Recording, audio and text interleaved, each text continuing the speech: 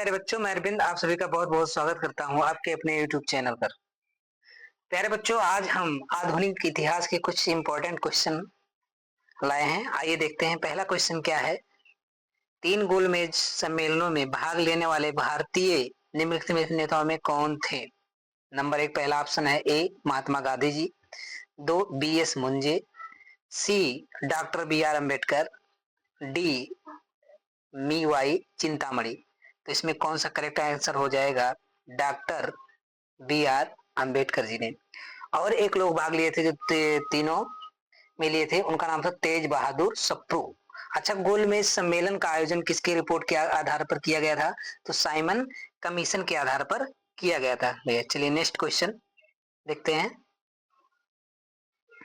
Next question है, 2 वर्ष 1926 में गठित नौजवान सभा का प्रारंभिक सदस्य कौन नहीं था? इसमें ऑप्शन पहला अंबिका चक्रवर्ती, number 2 Yashpal, number C Bhagat Singh, D छबील वास। तो इसमें कौन सा करेक्ट आंसर हो जाएगा भैया? ए। कौन सा हो जाएगा? ए हो जाएगा अंबिका चक्रवर्ती। ठीक हो जाएगा Ambika Chakravarti. Okay, next question. Next question है, निम्नलिखित में से कौन सा 1929 में मिसप्रिंट हो गया है, अखिल भारतीय ट्रेड यूनियन कांग्रेस के अध्यक्ष थे? तो ऑप्शन ए है एम.एन. राय, ऑप्शन बी है जयप्रकाश नारायण, ऑप्शन सी है जवाहरलाल नेहरू, ऑप्शन डी है एम.ए. वांगे।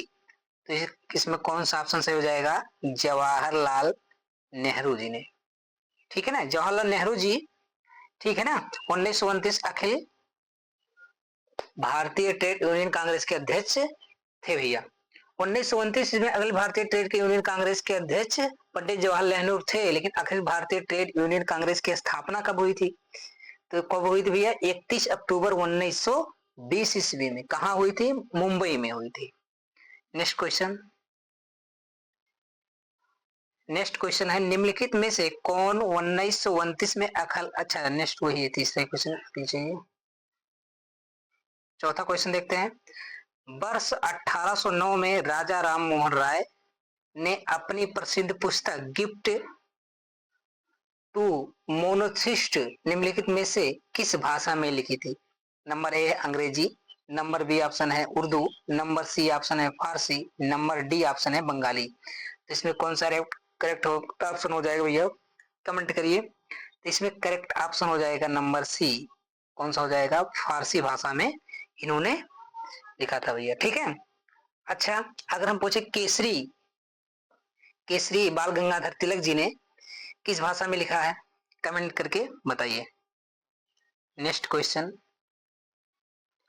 पांचवा क्वेश्चन है, 5 वर्ष 1817 में डेविड हेयर द्वारा प्रसिद्ध हिंदू कॉलेज की स्थापना की गई थी।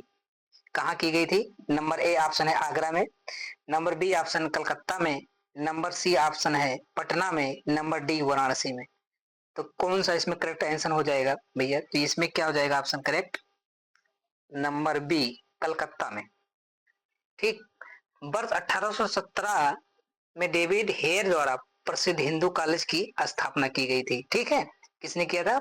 डेविड हेयर ने। अच्छा, हिंदू कॉलेज की स्थापना की राजा राम मोहन राय और डेविड हेयर ने। इसके साथ डेविड हेयर के साथ कौन थे? राजा राम मोहन राय जी भी थे। ठीक, अच्छा कमेंट में बताइए फोर्ट विलियम कॉलेज की स्थापना किसने की थी? फोर्ट विलियम कॉलेज की स्थापना किसने की थी? Next question. नेक्स्ट क्वेश्चन है, निम्नलिखित में से कौन स्वाधीनता पूर्व भारत का राष्ट्रवादी कवि नहीं था? ऑप्शन ए है रंगलाल, ऑप्शन बी है नवीन चंद्र सेन, ऑप्शन सी है हेमचंद बनर्जी, नंबर डी है शिव कुमार बटोलवी। तो इसमें कौन सा ऑप्शन करेक्ट हो जाएगा भैया? तो इसमें करेक्ट ऑप्शन हो जाएगा डी शिव कुमार बटोलवी। ओके, स्वाधीनता भारत पूर्व भारत के राष्ट्रवादी कवि नहीं थे, यही नहीं थे। अच्छा, स्वाधीनता भारत पूर्व भारत के राष्ट्र कवि थे कौन कौन थे? रंगलाल थे, नवीन चंद्र सेन थे, हेमचंद बनर्जी थे। ये भी क्वेश्चन पूछ सकता है कौन थे। नेक्स्ट क्वेश्चन 7 क्वेश्चन देखते हैं। निम्नलिखित में से कौन भारत आने वाला यात्री पुर्तगाली देश का नहीं था? Number A Duarte Barbosa, number B डोमिगो Payas, number C Peter मुंडी, नंबर डी फुनारो मुनीज। फुनारो मुनीज कौन सा था इसमें भैया बताइए? तो ऑप्शन इसमें करेक्ट हो जाएगा सी पीटर मुंडी। ठीक, तो भारत आने वाले पुर्तगाली यात्री थे बारबोसा, पायस, नुनीज थे और ये नहीं थे। चलिए नेक्स्ट क्वेश्चन 8वां क्वेश्चन स्टेटमेंट कूट वाला क्वेश्चन है। देखिए निम्नलिखित घटनाओं पर विचार कीजिए और इन्हें काल क्रमानुसार व्यवस्थित कीजिए। नंबर 1 दिया है लाला हरदयाल द्वारा गदर की स्थापना। नंबर 2 है गोपाल कृष्ण खोखले द्वारा सर्वेंट ऑफ इंडिया सोसाइटी की स्थापना। नंबर 3 है हिक्की के बंगाल गजट का प्रकाशन। नंबर 4 है सर विलियम जोन्स द्वारा बंगाल एशियाटिक सोसाइटी की स्थापना। नीचे दिए गए कोड का प्रयोग करके सही उत्तर का चयन कीजिए। तो इसमें कौन सा ऑप्शन हो जाएगा भैया, ध्यान दीजिए। तो इसमें ऑप्शन हो जाएगा बी। आप अच्छे से इसको पढ़ के करना। ऑप्शन हो जाएगा बी। ठीक है, पहले तीसरा आएगा, फिर चौथा आएगा, फिर दूसरा आएगा और अंतिम में फर्स्ट आएगा। चलिए नेक्स्ट क्वेश्चन, क्वेश्चन नंबर 9 आइए देखते हैं। क्वेश्चन नंबर 9 क्या कह रहा है? फोर्ट विलियम कॉलेज कलकत्ता के संदर्भ में कौन सा कथन सत्य है? नंबर 1 इसकी स्थापना 10 जून 1800 ईस्वी को कलकत्ता के फोर्ट विलियम कॉम्प्लेक्स में हुई थी। नंबर 2 ये सही है कि नहीं इसको देखिए। अगला नेक्स्ट, इसकी स्थापना का मुख्य उद्देश्य ब्रिटिश अधिकारियों को भारतीय भाषाओं की शिक्षा देना था।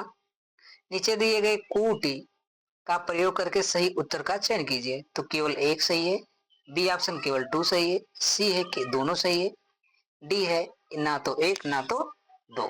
तो इसमें कौन सा ऑप्शन हो जाएगा करेक्ट? ये बी वाला सेप हो जाएगा। ठीक, क्योंकि पोर्ट विलियम्स कॉलेज की स्थापना कलकत्ता 10 जुलाई 1800 ईस्वी में हुई थी। पोर्ट विलियम कॉलेज की स्थापना लॉर्ड बेलेजली ने की थी, आप सबको पता होना चाहिए। पोर्ट विलियम कॉलेज के प्रथम प्रेसिडेंट प्रशासक कौन थे? चार्ल्स आयर जी थे। पोर्ट विलियम कॉलेज की स्थापना का मुख्य उद्देश्य क्या था भैया? ब्रिटिश अधिकारियों को भारतीय भाषाओं में शिक्षा देना। ठीक है, नेक्स्ट क्वेश्चन, क्वेश्चन नंबर 10 आइए देखते हैं। क्वेश्चन नंबर 10 कह रहा है नीचे दिए गए कथन एक का अभिकथन ए और दूसरे का कथन कारण आर कहा गया है। तो अभिकथन क्या है? अभिकथन कह रहा है भारतीय प्रश्नों का विवेचना के लिए दादा भाई नौरोजी ने 1866 में लंदन में ईस्ट इंडिया एसोसिएशन का गठन किया। क्या ये सही है? कारण क्या है इसका? या ब्रिटिश जनमानस को प्रभावित करना चाहते थे। नीचे दिए गए कूट से सही उत्तर का चयन कीजिए। तो ए है, ए सही है किंतु आर गलत है। नंबर बी है ए गलत है किंतु आर सही है। नंबर सी है ए और आर दोनों सही है और आर ए की सही व्याख्या है। डी है ए और आर दोनों सही है और आर ए की सही व्याख्या नहीं है। तो ये कौन सा ऑप्शन सही हो जाएगा भैया? इसमें हो जाएगा डी वाला। इसमें कौन सा ऑप्शन हो जाएगा? डी। डी ऑप्शन क्या कह रहा है? ए और आर दोनों सही है और आर ए का सही व्याख्या नहीं है। दादा भाई नौरोजी ने 1866 ईस्वी में लंदन का गठन किया ईस्ट इंडिया एसोसिएशन का। ठीक, ईस्ट इंडिया एसोसिएशन का मुख्य उद्देश्य का ब्रिटिश जनमानस का प्रभावित करना था भैया। ब्रिटिश सार्वजनिक सभा के संस्थापक कौन थे? दादा भाई नौरोजी थे। ठीक, poverty and un British rule in India के लेखक दादा भाई नौरोजी थे। ठीक, नेक्स्ट क्वेश्चन चलते हैं, साथ साथ फैक्ट भी आपको मिल रहा है।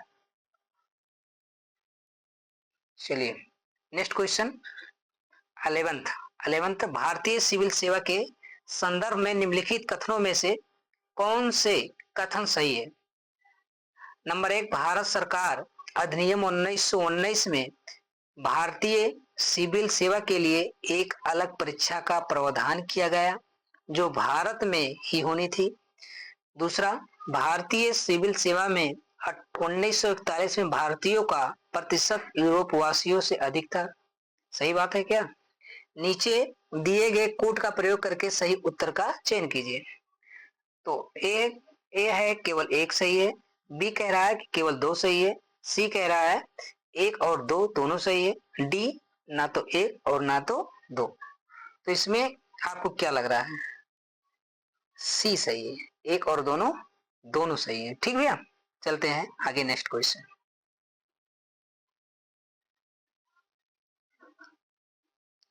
नेक्स्ट क्वेश्चन, ब्रिटिश उपनिवेशवादों के विरुद्ध भोजपुरी में लोकप्रिय कविता फिरंगिया फिरंगिया लिखने वाले कवि का क्या नाम था? तो ऑप्शन ए है मनोरंजन प्रसाद सिंह, ऑप्शन बी है रंजन प्रसाद, ऑप्शन सी है त्रिलोकी सिंह, ऑप्शन डी है राजेंद्र पांडे। तो कौन सा ऑप्शन करेक्ट हो जाएगा भैया? ऑप्शन हो जाएगा करेक्ट ए, मनोरंजन प्रसाद सिंह। ब्रिटिश उपनिवेशों के विरुद्ध भोजपुरी की लोकप्रिय कविता फिरंगिया की रचना कौन किया था भैया? मनोरंजन प्रसाद सिंह ने। अच्छा, प्रसिद्ध फिरंगिया कविता कब लिखी गई थी? असहयोग आंदोलन के दौरान। ठीक भैया, कब लिखी गई थी? असहयोग आंदोलन के दौरान। अच्छा, राष्ट्रीय गीत वंदे मातरम किसके द्वारा लिखा गया था? तो बंकिम चंद्र चट्टोपाध्याय द्वारा। ये बहुत इंपॉर्टेंट है भैया। चलिए नेक्स्ट क्वेश्चन, आइए देखते हैं नेक्स्ट क्वेश्चन। नेक्स्ट क्वेश्चन कह रहा काकोरी षड्यंत्र केस में प्रधान आरोपी पंडित राम प्रसाद बिस्मिल को उत्तर प्रदेश के किस शहर में फांसी दी गई थी? बहुत इंपॉर्टेंट क्वेश्चन है। Number A Varanasi, number B Gorakhpur, number C Kanpur, number D Lucknow. तो इसमें कौन सा ऑप्शन करेक्ट हो जाएगा? तो ऑप्शन इसमें करेक्ट हो जाएगा बी। कौन सा ऑप्शन? गोरखपुर। ठीक, काकोरी केस में राम प्रसाद बिस्मिल की फांसी दी गई थी, तो यह है उत्तर प्रदेश गोरखपुर। काकोरी केस में रोशन सिंह को फांसी दी गई थी, इलाहाबाद। काकोरी केस में राजेंद्र लोहड़ी को फांसी दी गई थी, गोंडा में। काकोरी केस में अशफाक उल्ला खां को फांसी दी गई थी भैया, फैजाबाद में। आप सबको पता होना चाहिए काकोरी कांड कब घटित हुआ था? 9 अगस्त 1925 ईस्वी में। ठीक, चलिए नेक्स्ट क्वेश्चन। 14 क्वेश्चन है। नीचे दो कथन दिए गए हैं, एक को कथन एक कहा गया है और दूसरे को करणार्थ। तो कथन एक कहता है रविंद्रनाथ टैगोर ने नाइटहुड की उपाधि को त्याग दिया, कारण वे असहयोग आंदोलन में भाग लेना चाहते थे। ठीक, तो इसमें आपको कूट देखिए दिया गया है, आप इसको करेक्ट ऑप्शन बताइए। ए और आर दोनों सही है, आर ए का सही व्याख्या करता है। बी कह रहा है ए और आर दोनों सही है लेकिन परंतु आर ए की सही व्याख्या नहीं करता है। सी कह रहा है ए सही है परंतु आर गलत है। डी कह रहा है ए गलत है परंतु आर सही है। तो बताइए आप कौन सा सही हो जाएगा भैया करेक्ट? तो इसमें हो जाएगा सी सही। ठीक, जलियांवाला बाग हत्याकांड 13 अप्रैल 1919 के विरुद्ध में नाइटहुड की उपाधि त्याग दी थी, किसने? रविंद्रनाथ टैगोर ने। अच्छा, जलियांवाला बाग हत्याकांड के घटना के बाद वायसराय की कार्यकारिणी से किसने त्याग पत्र दे दिया था? तो शंकर नायर ने। ठीक, जलियांवाला बाग में निहत्थे लोगों को गोली चलाने वाले का आदेश किसने दिया था? तो माइकलो डायर, ऐसे कुछ नाम था, माइकलो डायर। ठीक भैया, माइकल डायर। ठीक, चलिए आप सबको पता है, तो फेमस क्वेश्चन है। नेक्स्ट क्वेश्चन भैया क्या है? 18वीं शताब्दी के उत्तरार्ध में किसे प्रायः कंपनी बहादुर की शानो शौकत का स्थानीय प्रतिनिधि कहा जाता है? तो ऑप्शन ए है कोतवाल को, ऑप्शन बी है दरोगा, ऑप्शन सी है अमला, ऑप्शन डी है जमींदार। तो कौन सा ऑप्शन करेक्ट हो जाएगा भैया? ऑप्शन बी, दरोगा। ठीक भैया, 18वीं शताब्दी के उत्तरार्ध में प्रायः कंपनी बहादुर की शान शौकत को स्थानीय प्रतिनिधि कहा जाता था, किसको? दरोगा को कहा जाता था। ठीक, मुगल काल में नगर पुलिस के प्रधान को क्या कहा जाता था? कोतवाल। ठीक है, मुगल काल में कोतवाल कहा जाता। अच्छा, आधुनिक पुलिस व्यवस्था का जनक कहा जाता है लॉर्ड कॉर्नवालिस को। ठीक, किसको? लॉर्ड कॉर्नवालिस को, आधुनिक पुलिस व्यवस्था का जनक। ठीक, अच्छा, जमींदारों का लगान वसूलने वाला अधिकारी कहलाता था, तो क्या कहलाता था? अमला। क्या कहलाता था भैया? अमला। चलिए नेक्स्ट क्वेश्चन। नेक्स्ट क्वेश्चन है सूची 1 और सूची 2 सम्मिलित कीजिए तथा सूचियों के नीचे दिए गए कूट का प्रयोग करके सही उत्तर का चयन कीजिए। तो इधर एक युद्ध है, उधर उसका एर दिया गया है। तो द्वितीय आंग्ल मैसूर युद्ध, ठीक, द्वितीय आंग्ल फ्रांसीसी युद्ध, द्वितीय आंग्ल मराठा युद्ध, द्वितीय आंग्ल अफगान युद्ध। तो आप मिलान कीजिए भैया, कौन सा इसमें करेक्ट हो जाएगा? इसमें करेक्ट हो जाएगा ए। कौन सा करेक्ट हो जाएगा? ए करेक्ट हो जाएगा। ठीक भैया, ए का 2 हो जाएगा, बी का 4, सी का 1 और डी का 3। आप अच्छे से देख लीजिएगा। ठीक है, चलते हैं नेक्स्ट क्वेश्चन की तरफ। ठीक, आइए निम्नलिखित घटनाओं पर विचार कीजिए और उन्हें काल क्रमानुसार व्यवस्थित कीजिए। नंबर 1 है करजन वायली की हत्या। नंबर 2 है खुदी राम बोस की मृत्युदंड। नंबर 3 है बाल गंगाधर तिलक द्वारा केसरी समाचार पत्र का प्रारंभ। नंबर 4 है अबुल कलाम आजाद द्वारा अल हिलाल समाचार पत्र का प्रारंभ। तो इसमें कौन सा करेक्ट हो जाएगा? आप मिलान कीजिए, पहले कौन सा हुआ था? व्यवस्थित क्रम से आपको भरना है। तो इसमें करेक्ट ऑप्शन हो जाएगा ए। पहले क्या हुआ था भैया? पहले पहले क्या आएगा? 3। ठीक, क्या होगा पहले? 3। ठीक, पहले 3 आएगा, फिर 2 आएगा, फिर 1 आएगा और फिर 4 आएगा। ठीक, चलिए नेक्स्ट क्वेश्चन। नेक्स्ट क्वेश्चन है ब्रिटिश भारत में सैन्य बल पर केंद्रीय राजस्व का कुल कितना प्रतिशत व्यय होता है? नंबर 1 ऑप्शन है 40%, नंबर बी है 45%, नंबर सी है 50%, नंबर डी है 55%। तो कितना व्यय होता है भैया ब्रिटिश भारत में सैन्य बल पर? कितना? 40%। कितना हो जाएगा करेक्ट? Option A. कितना? 40%। ठीक, आइए नेक्स्ट क्वेश्चन देखते हैं। नेक्स्ट क्वेश्चन, निम्नलिखित घटनाओं पर विचार कीजिए और उन्हें काल क्रमानुसार व्यवस्थित कीजिए। नंबर 1 है ऑप्शन, ठीक, ए क्रिप्स मिशन। नंबर 2 है अगस्त प्रस्ताव, नेहरू रिपोर्ट, बेबलिन योजना। तो इसमें ऑप्शन कट गया है टाइपिंग से। आइए देखते हैं तो इसमें कौन सा करेक्ट हो जाएगा। तो पहले क्या आएगा आप कमेंट में बताइए। और पहले आएगा थर्ड। ठीक, पहले क्या आएगा भैया? थर्ड आएगा।